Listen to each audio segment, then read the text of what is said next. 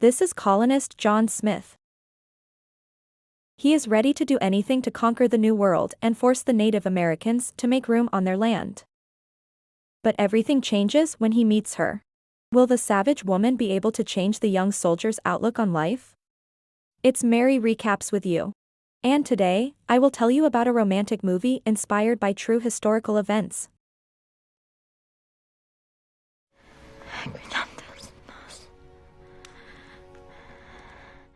John Smith is a skillful young officer, but his freedom-loving disposition played a cruel joke on him.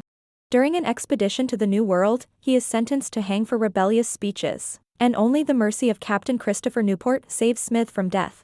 The man believes in his luck and wants to start everything from scratch in a country where no representatives of the nobility rule all, and a worthy place in life can be earned by honest work.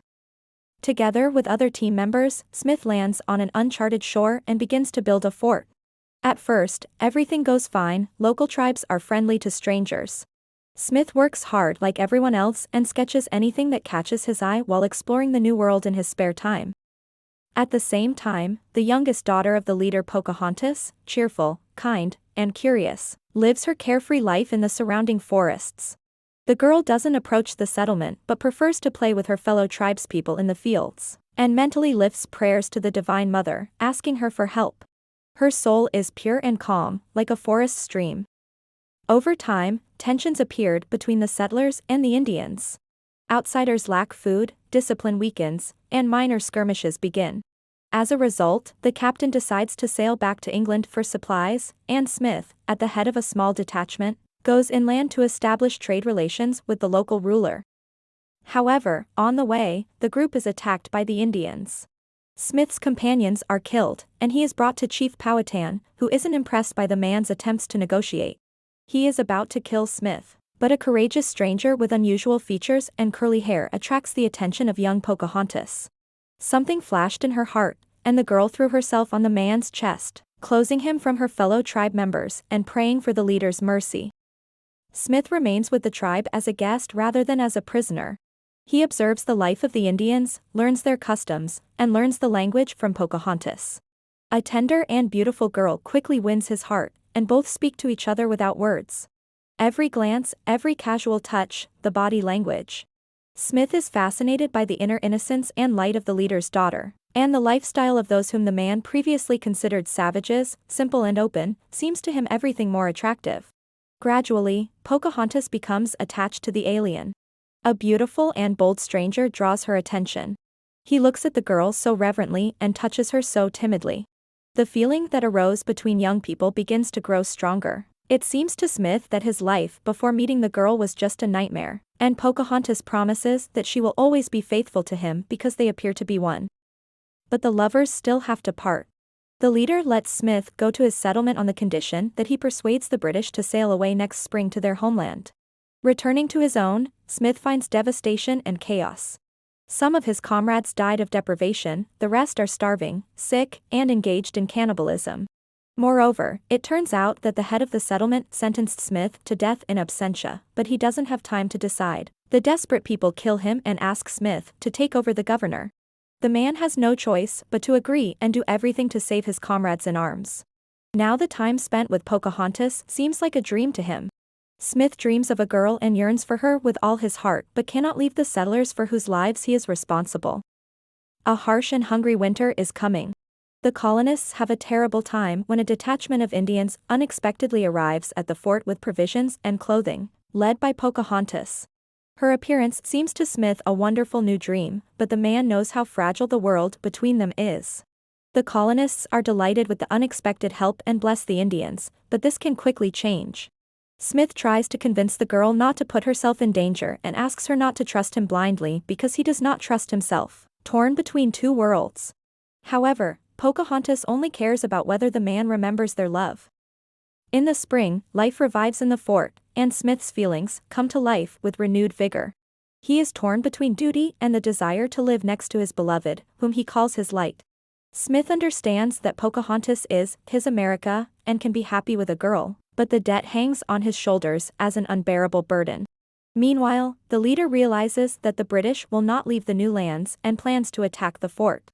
Pocahontas invites him to run away together, but Smith, despite his feelings for the girl, is not ready to live in the forest away from people. There is a skirmish between the Indians and the settlers. The attackers fight valiantly so that even firearms do not give the colonists much advantage. Blood is shed, and people are dying on both sides. With great difficulty, the British lock themselves in the fort and defend it, but their crops are destroyed, and there is little chance of surviving the next winter. Upon learning that his daughter delivered food and seeds to the settlers for sowing, the leader wants to put her to death, but he realizes that he will not survive the death of his beloved one and is limited to exile. The girl settles in a neighboring tribe, the head of which offers Smith to exchange Pocahontas for a cauldron and keep her in the fort as a hostage because the father, despite all his anger, will not storm the settlement while his daughter is in it.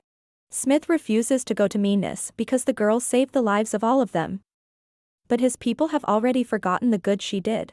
They raise a rebellion and remove Smith from the post of governor, and the captain who replaced him at the position orders Pocahontas to be delivered to the fort. The girl boldly boards the ship, hoping her beloved sent it for her. Pocahontas's heart yearns for Smith. Although reality turns out to be a painful blow for the Indian princess, adversity cannot break her spirit. The girl is settled in an old house, allowed to move freely around the camp and see Smith again. Even in the role of a prisoner, she feels delighted. The lovers can be together again, dissolve into each other, and enjoy their feelings, no matter what. Everything seems to improve. Captain Christopher arrives from England with supplies, Smith is reinstated, and Pocahontas is getting used to life in the settlement. She refuses her name, begins to wear European clothes, and masters other people's traditions. The girl perceives everything that happens to her surprisingly calmly because there is nothing more important than Smith for her. If she has to change for him, well, so be it. But Smith begins to be tormented by doubts. He still loves Pocahontas and feels happy with her, but a tempting career awaits the man in England. The king will entrust the young migrant with a critical mission, to open the way to India, and the man intends to take this chance. Will he betray Pocahontas? That's right, he made his choice. Before sailing, Smith asks his friend to wait 2 months and then tell the girl that he died at sea. Having received the tragic news, Pocahontas is desperate. Her beloved died, and her father's tribe was expelled by the British.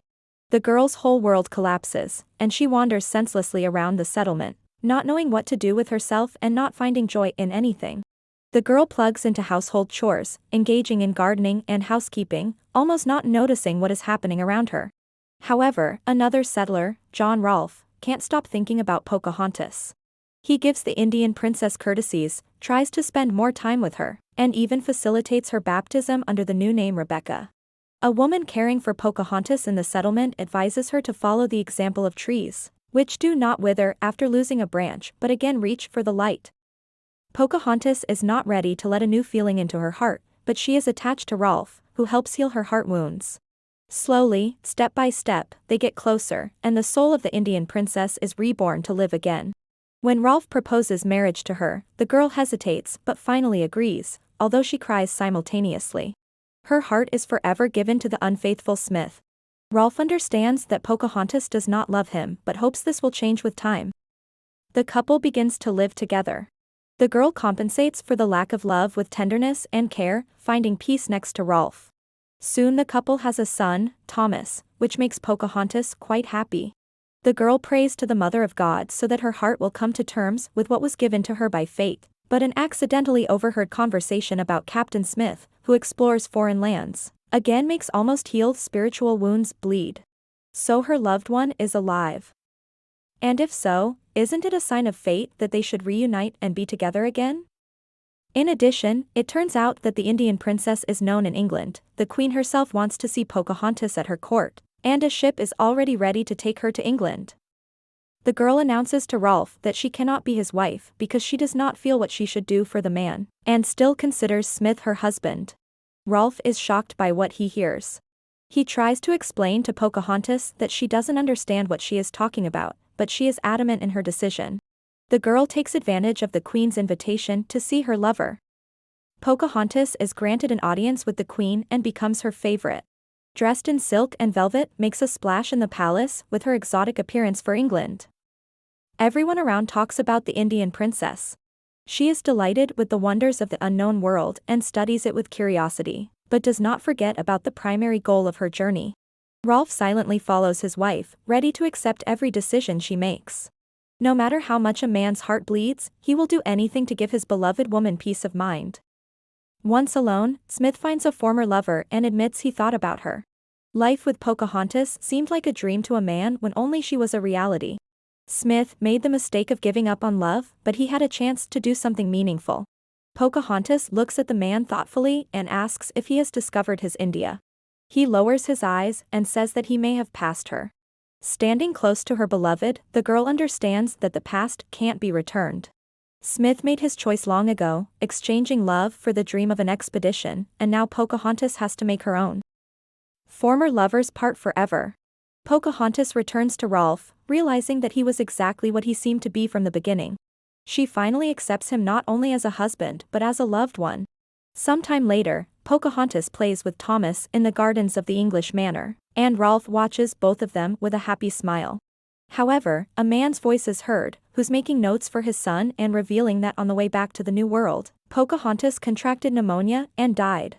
Rolf returned to the settlement together with Thomas. Before leaving this world, the girl realized who was the true love in her life, could appreciate her husband's devotion, and asked him to console himself because now their son would be with him. Her last words were addressed to the Divine Mother.